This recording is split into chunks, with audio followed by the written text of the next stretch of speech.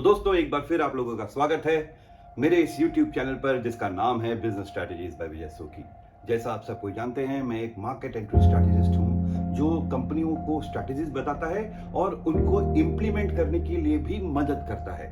और मेरा जो काम है उसमें मुझे बहुत ट्रैवल करना पड़ता है और आज जब मैं आपके साथ बातें कर रहा हूं तो मैं गोवा में हूं। आप पीछे देख रहे होंगे कि कितने बादल छाए हुए हैं। क्या है, इस मौसम में गोवा में बहुत बारिश होती है, बट जब हम मार्केट करते हैं तो आंधी हो, तूफान हो, बारिश हो या धूप हो, हम वो नहीं देखते। हम सिर्फ अपने लक्ष्य को ध्यान रखते हैं और उसके प्रति काम करते हैं। यहाँ पर मैं आपको ये भी बता देना चाहता हूँ कि जब भी हम किसी कंपनी के लिए स्ट्रैटेजीज बनाते हैं ना, तो उसमें एक कोर स्ट्रैटेजी होती है और जो कोर स्ट्रैटेजी होती है वो बदलती नहीं है। लेकिन जब हम उन स्ट्रैटेजीज को रीजनली इंप्लीमेंट करते हैं तो उसमें थोड़ा बहुत वेरिएशन हो जाता है। गोवा को अगर मैं एक एग्जांपल लेके बताऊं, क्योंकि मैं गोवा में हूं इसलिए आपसे गोवा का ही एग्जांपल देता हूं। तो गोवा जो है वो सीजनल मार्केट है। अप्रैल, मई, जून, जुलाई, अगस्त, इन 5 महीनों में यहाँ बिजनेस बिल्कुल स्टेडी रहता है। लेकिन जैसे सितंबर आता है तो बिजनेस बढ़ता है और वो इस तरह बढ़ते रहता है कि वो ऊंचाई तक पहुंचता है।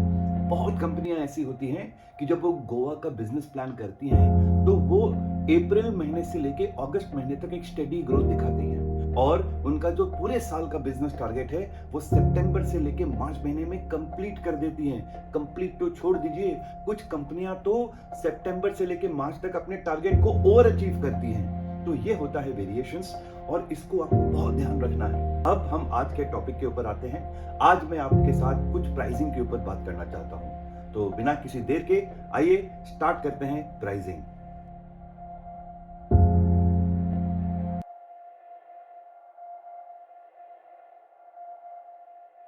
मार्केटिंग एक्सपर्ट फिलिप कॉटलर ये कहते हैं कि pricing is that element of marketing mix which generates revenue, rest all is cost.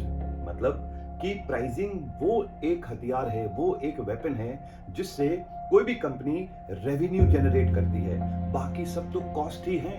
और मैं प्राइसिंग को इतनी अच्छी तरह समझता हूं कि अगर मैंने मान लीजिए अभी तक 10 कंपनियों को कंसल्ट किया है, 10 कंपनियों में से 8 कंपनियां ऐसी थी जिन्होंने मुझसे बात करने के बाद अपने प्राइसिंग स्ट्रेटेजी को बदल दिया है। एक कंपनी थी जिसको मैंने कुछ टाइम के लिए एडवाइस किया था और जब मैंने उनकी कंप्लीट प्राइसिंग स्ट्रेटेजी समझी तो मैंने उनको बता दिया कि ये जो आप बाय वन गेट वन चला रहे हो ना, इसमें आपको फायदा नहीं नुकसान हो रहा है। आप ये सोच रहे हो कि आप अपना सेल्स वॉल्यूम बढ़ा रहे हो, लेकिन आप ये नहीं सोच रहे हो कि आप जितनी ज्यादा बॉटल बेच रहे हो उतना ज्यादा आपका नुकसान हो रहा है। आप 5 लाख बॉटल अगर बेच रहे हो और आपका 1 रुपया का नुकसान है, आपका मंथली नुकसान 5 लाख का होता है, ईयरली नुकसान 60 लाख का होता है। तो क्या आप एक लॉस मेकिंग बिजनेस प्रपोजिशन बनाना चाहते हो? ये बात सुनकर उन्होंने अपनी स्ट्रैटेजीज में बहुत परिवर्तन किया।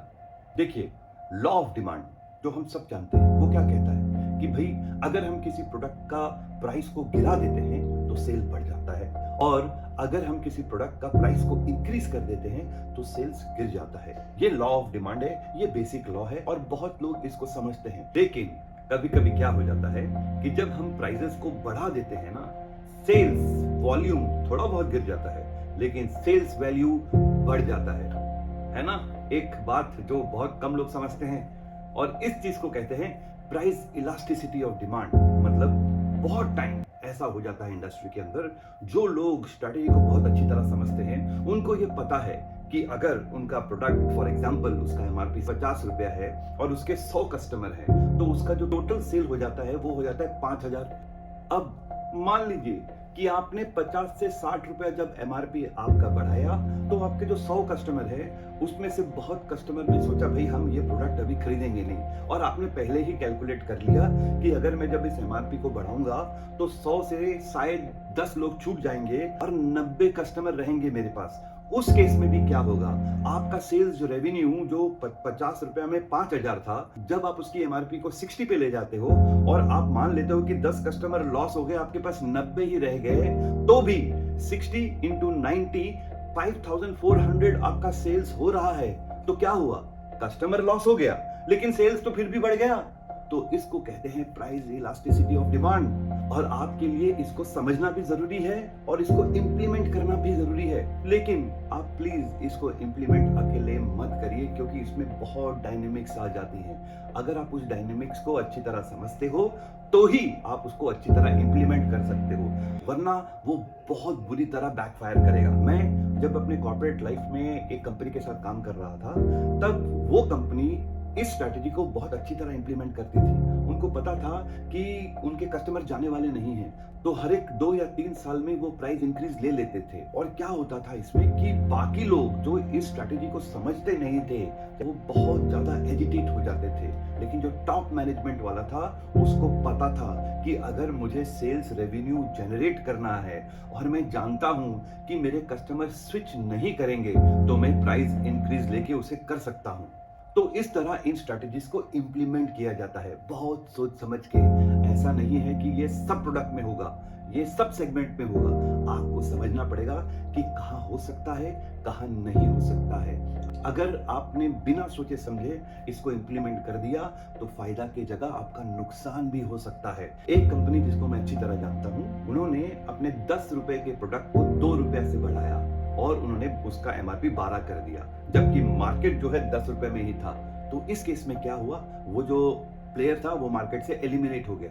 तो आपको समझना है और जानना है कि इसको आप कहां और किस तरह इंप्लीमेंट कर सकते हो। तो अगर मैं इसको समराइज करूं तो मैं आपको बताऊंगा कि 2 टाइप ऑफ डिमांड होते हैं। एक होता है इलास्टिक डिमांड, एक होता है in elastic demand. Elastic demand में क्या हो जाता है कि जब हम प्राइस को इंक्रीज करते हैं, डिमांड बहुत जोर से नीचे गिर जाता है। लेकिन जब हम इन इलास्टिक की बात करते हैं, तब क्या हो जाता है कि प्राइस इंक्रीज होने के बाद भी there is no significant decrease in demand. तो ये है 2 तरीके, इलास्टिक और इन इलास्टिक। कहां इस्तेमाल करना है, किस तरह इस्तेमाल करना है, ये आप बहुत सोच समझ के कीजिएगा। अच्छा होगा अगर आपके पास एक एक्सपर्ट हो जो आपको समझा सके कि कौन सी चीज कहां और किस तरह इस्तेमाल करनी है। तो आज के एपिसोड में बस इतना ही। और आप देख रहे हैं कि कभी यहाँ पे धूप आ रही है, कभी यहाँ पे बादल है, तो कभी मैं आपके सामने बिल्कुल ब्राइट आ रहा हूँ और कभी मैं बिल्कुल डार्क हो जा रहा हूँ। तो जिंदगी ही इस तरह है, कभी धूप है, कभी छाँव है। और हमारा काम क्या है इंसान होने के नाते कि हमें हमेशा कोशिश करते रहना चाहिए। तो इन चंद बातों के साथ मैं आपकी इजाजत लेना चाहता हूँ। Thank you very much. Have a good life.